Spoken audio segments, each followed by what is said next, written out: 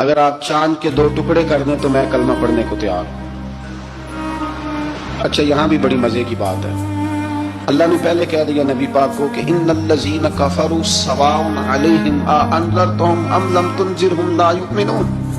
محبوب یہ جن کی قسمت میں کفر ہے نا، آپ انہیں ڈرائیں چاہے نہ ڈرائیں، یہ ایمان نہیں لائیں گے۔ کنکروں نے بھی کلمہ پڑھ لیا، درختوں نے بھی پڑھ لیا، سارا کچھ ہو گیا، اور اللہ نے بھی کہہ دیا کہ محبوب اس بے ایمان نے کلمہ نہیں پڑھنا، پر حضور نے فرمایا یہ پڑھے نہ پڑھے ہم نے میدان نہیں چھوڑنا، جتنی دفعہ آئے گا نا ہم اسے ضرور معجزہ دکھائیں، جتنی دفعہ آئے ہم کیوں میدان چھوڑیں۔ آگے کہنے لگا جی اگر چاند کے 2 ٹکڑے کر دیں تو اقتربت الساعۃ وانشق القمر، تو نبی پاک صلی اللہ علیہ وسلم نے انگلی کا اشارہ کیا، چاند 2 حصوں میں بٹا۔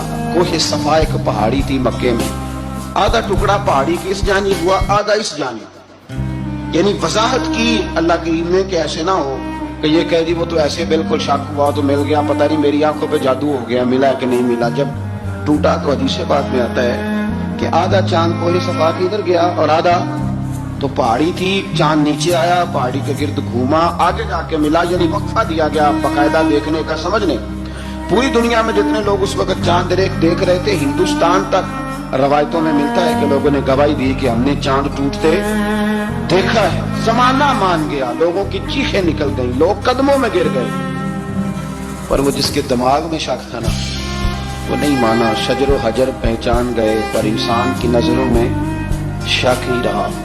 دنیا میں سب سے مجبور، کمزور، بزدل، کم فہم بندہ وہ ہے جس کے دماغ میں شک ہے، سب سے کم فہم ہے، اس کی فراست روحانیہ 0 ہے، وہ ایک ناکام شخص ہے، اس کو کسی پہ بھی شک پڑ جائے، کسی پہ بھی۔ ہم نے دیکھا ہے جو عورت اپنے مرد پہ شک کرنے لگ جاتی ہے اس گھر کا کوئی علاج ہی نہیں ہوتا۔ جو شکوہ کرتی ہے روٹی کا، پیسوں کا، وہ کسی دور میں مسئلہ اس کا حل ہو جاتا ہے۔ جو نافرمان ہوتی ہے اس کا بھی مسئلہ کسی نہ کسی زمانے میں حل ہو ہی جاتا ہے۔ یہ جس کو شک پڑ جاتا ہے نا، شک، اس کا مسئلہ قیامت کی صبح تک حل نہیں ہوتا۔